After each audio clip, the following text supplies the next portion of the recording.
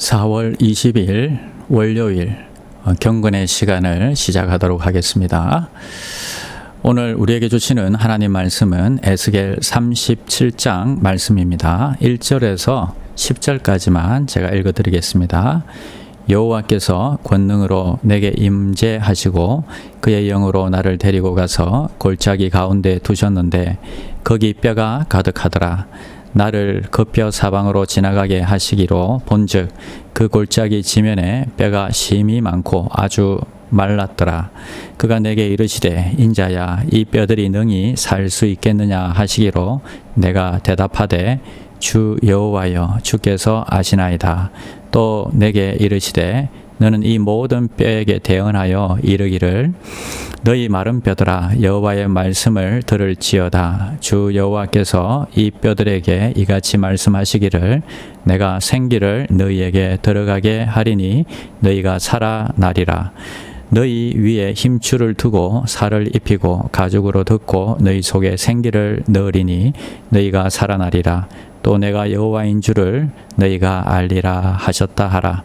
이에 내가 명령을 따라 대언하니 대언할 때에 소리가 나고 움직이며 이 뼈 저 뼈가 들어맞아 뼈들이 서로 연결되더라. 내가 또 보니 그 뼈에 힘줄이 생기고 살이 오르며 그 위에 가죽이 덮이나 그 속에 생기는 없더라. 또 내게 이르시되 인자야 너는 생기를 향하여 대언하라. 생기에게 대언하여 이르기를 주 여호와께서 이같이 말씀하시기를 생기야 사방에서부터 와서 이 죽음을 당하는 자에게 불어서 살아나게 하라 하셨다 하라. 이에 내가 그 명령대로 대언하였더니 생기가 그들에게 들어가매 그들이 곧 살아나서 일어나 서는데 극히 큰 군대더라. 아멘.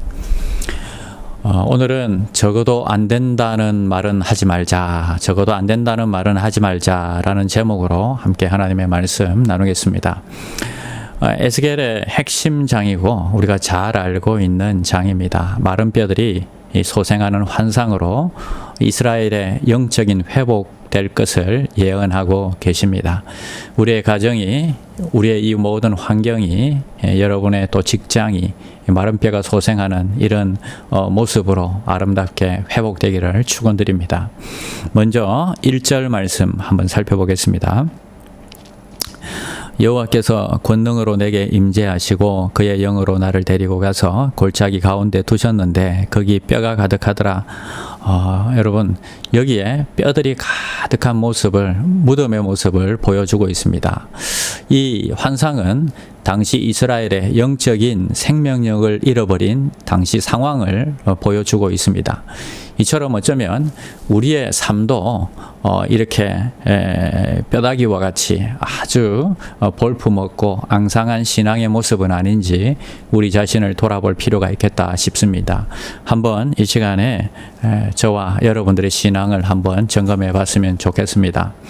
3절 말씀도 한번 보겠습니다. 그가 내게 이르시되 인자야 이 뼈들이 능히 살 수 있겠느냐 하시기로 내가 대답하되 주 여호와여 주께서 아시나이다. 주님께서 아십니다. 이렇게 대답을 합니다. 주님은 뭐라고 물으셨죠? 능히 살 수 있겠느냐 물으시는데 또다시 이 대답을 하는데 주 여호와여 주께서 아시나이다. 이렇게 알쏭달쏭한 대답을 하고 있습니다. 하나님께서는 이 에스겔에게 이 뼈들이 살 수 있을 것 같냐 하고 물으셨죠. 그럼 살 수 있다, 없다로 대답을 해야 되는데 사실 에스겔의 입장에서 보면 살 수 없는 게 당연하죠. 지극히 당연하죠. 상식적으로 이 죽은 사람이 그것도 뼈다귀로 이렇게 있는 뼈다귀들이 어떻게 다시 살아나겠습니까? 도저히 불가능한 일이죠. 그런데 뭐라고 했죠? 보니까 주께서 아십니다. 이렇게 겸손하게 대답을 했다는 것입니다. 우리는 어떤 일이나 상황에 대해서 내가 생각하는 그 생각들이 있습니다. 그래서 단언할 수 있습니다. 이건 분명히 안 될 거야. 그리고 우리 아이들에게도 넌 안 돼. 쉽게 이렇게 이야기할 수 있습니다. 그러나 이 에스겔의 모습을 보면서 우리는 최소한 넌 안 돼 이런 말은 해서는 안 되겠다는 것입니다. 말하기 전에 주님이 아십니다. 즉 주님이 하시면 됩니다. 이렇게 말할 수 있는 사람이 되자 하는 것입니다. 여러분, 주님께 자신의 아들을 데려온 그 귀신 들린 아들을 데려온 아버지가 있었죠. 그러면서 무엇을 하실 수 있거든 고쳐달라고 이렇게 이야기했습니다. 그러나 주님이 그 얘기를 듣고 불끈 화를 내셨죠. 할 수 있거든이 무슨 말이냐? 믿는 자에게는 능치 못함이 없느니라 이렇게 말씀하셨습니다. 그러니까 이 아버지가 정신을 번쩍 이제 들어가지고 자기가 이야기하죠. 내 믿음 없음을 용서하소서 내가 믿나이다 이렇게 고백했습니다.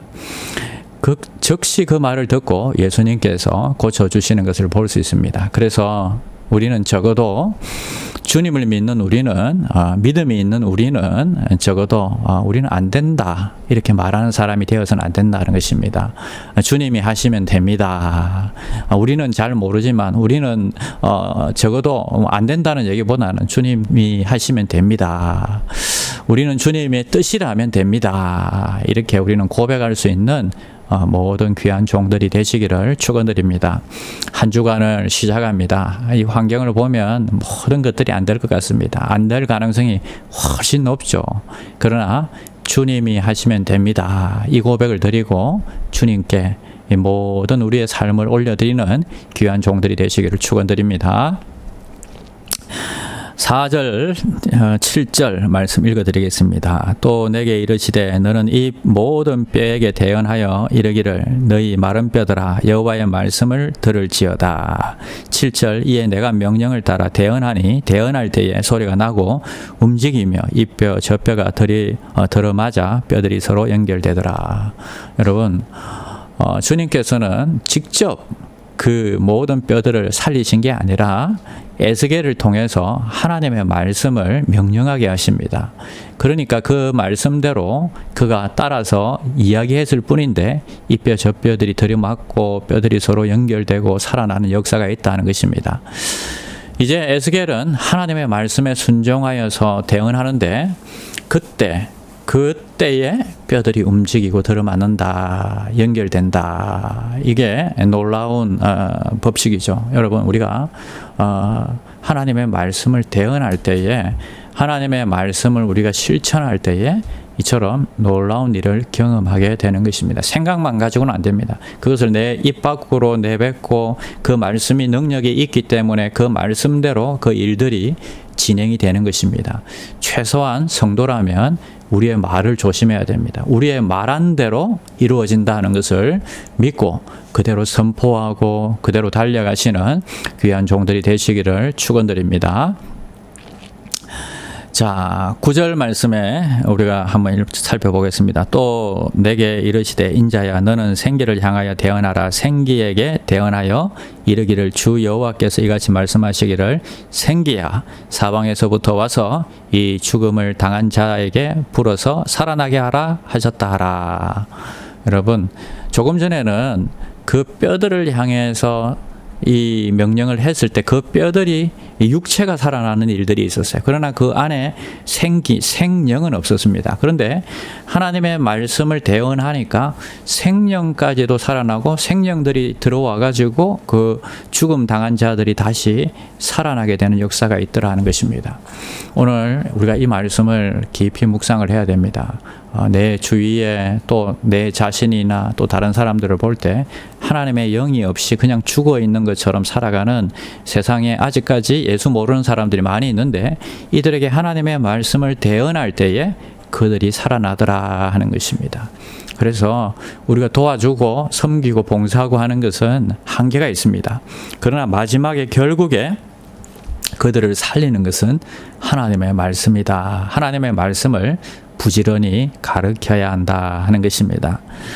그리고 10절 말씀에 보니까 이에 내가 그 명령대로 대언하였더니 생기가 그들에게 들어가매 그들이 곧 살아나서 일어나 서는데 극히 큰 군대더라.